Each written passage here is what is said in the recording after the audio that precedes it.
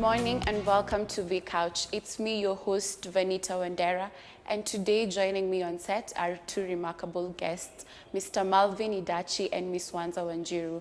Mr. Malvin Idachi is a playwright of secondary and university level plays. Miss Wanza Wanjiru is a fashion and lifestyle blogger, a law student, a singer, and a designer in her own right. Good morning, welcome to the show. Could you introduce yourself? As she said, my name is Malvin Idachi.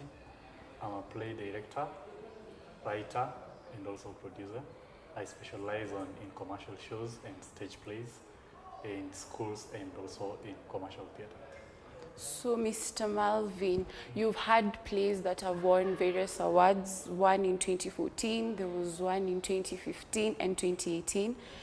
You are a teacher, you teach students from secondary school and university levels, right?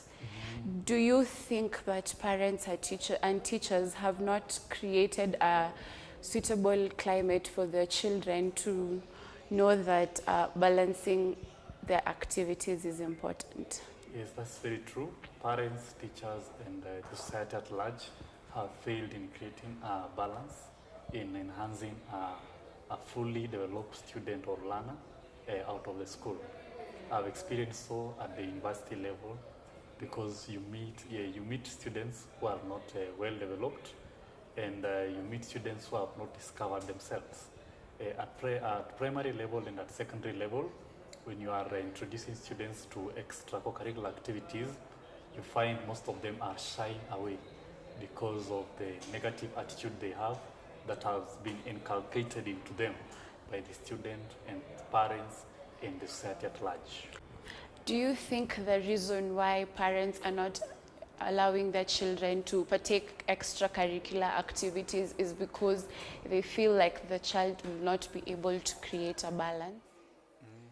So the factors that contribute to failure to create a balance are several. In the broader perspective, we have the school or maybe the Ministry of Education that fails to create a balance on the side of learners, on my side as a teacher. For example, you find there are schools that lack facilities like music rooms, workshops, drawing rooms. So when you go to such environments, a student will not have a balance. A student will know that she was born or he was born to read, write exams, fail or pass. In the narrower perspective, we have the power of self-drive. There are students who have self-drive. They know how to balance between co-curricular and academics. They have been well nurtured since pre-unit and nursery schools. They manage to balance going to class and also going to the other activities outside classroom. So it depends. You have broader perspective and you have the narrower perspective. How would you advise parents and teachers in encouraging their children on creating a balance in their life? How can one create a balance? I think it all narrows back to the teacher. Teachers need to tell students the truth, or rather learners need to be told by their parents the truth about life. We are not only teaching students to pass exams, but also teaching them to live a substantial life. If we tell the students the truth that in this life you don't need academics only, you also need the curricular bit of life, then the students will be able to create a balance within themselves. They'll be able to learn that as I go through this academic process, there are also other skills that I need to acquire in life in order to live a full-blown life. So I think that is basically the way to create a balance, to tell the student the truth. To my fellow teachers out there, I would advise them, or rather I'll tell them to advise the students that to make good use of their holiday time.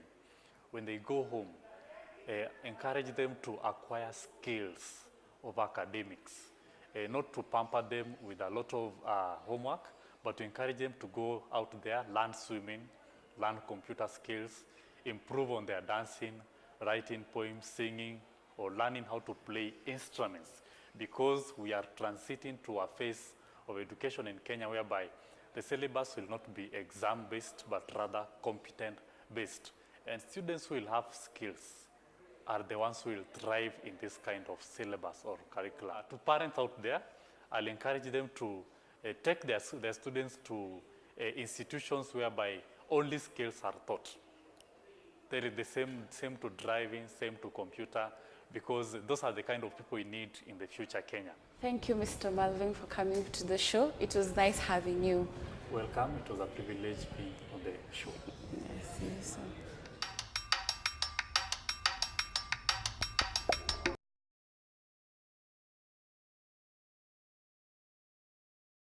On to our next guest is Miss Vanita Wandera. She's a fashion and lifestyle blogger, a law student, a designer, and a singer. Miss Vanita Wandera, welcome to the couch.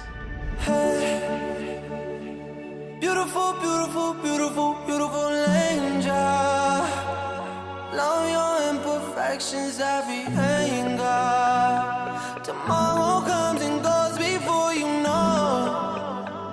So I just had to let you know the way that Gucci look on you amazing.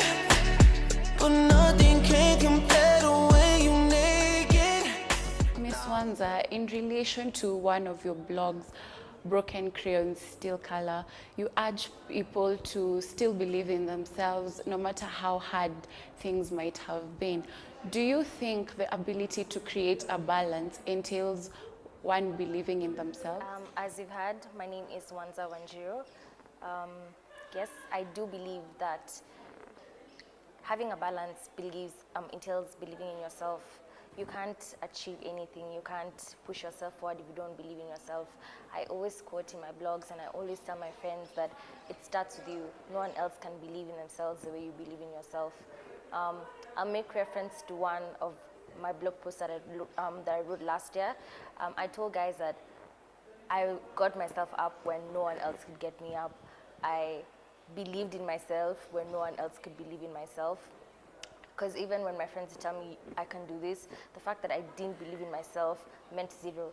The day that I started believing in myself, the day I started seeing where I can be, the day I started seeing the great things I can achieve on my own is the day that I was able to balance everything. It's the day I was able to get motivation to juggle the things in my life, to get up every day and know that I'm doing this for myself, not because my friends tell me I'm good, not because my parents tell me I'm good, but because I actually believe that I'm good in these things. As we all know, creating a balance could be difficult. It could overwhelm someone. How can one escape his or her activities once in a while? This is still in reference to your blog from Broken Crayon Still Color.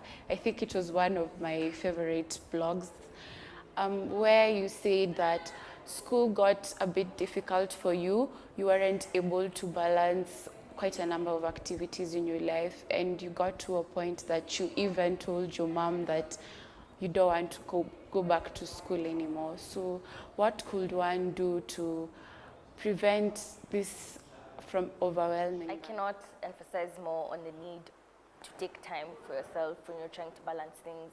When you don't take time for yourself, that's how you find that things build up, and one day you end up crashing. I've personally experienced that.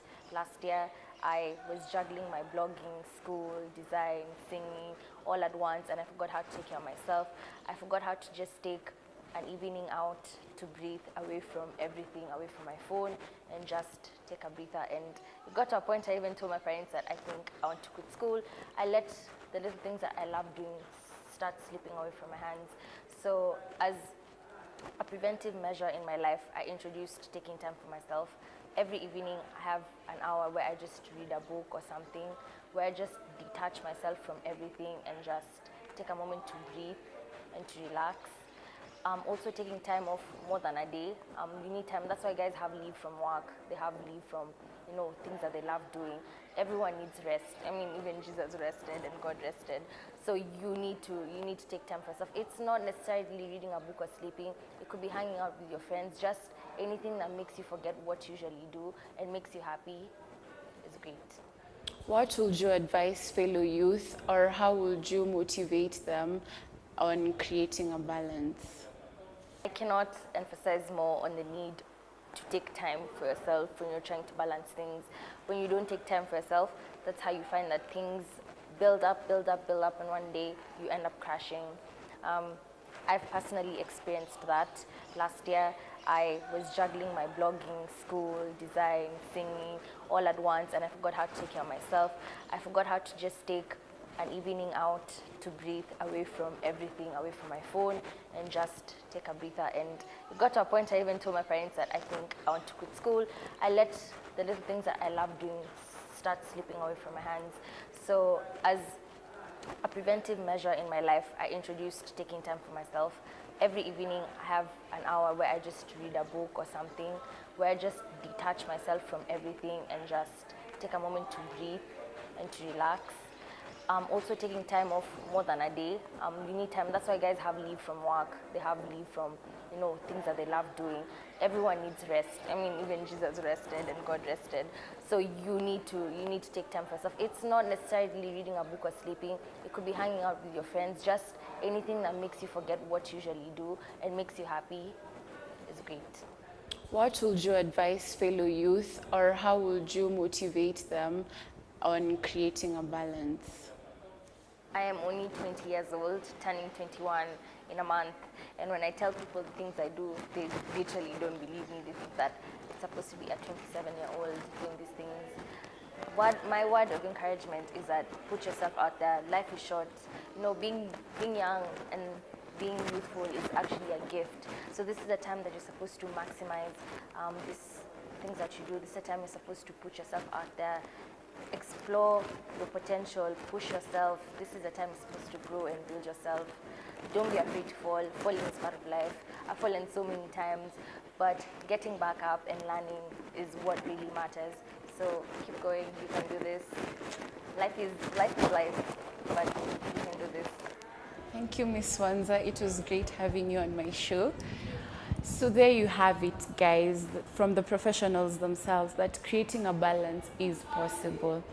We're going to attach a link to Miss Wanza's blog, and you can also find her on her Instagram handle at Wanza Wanjiru.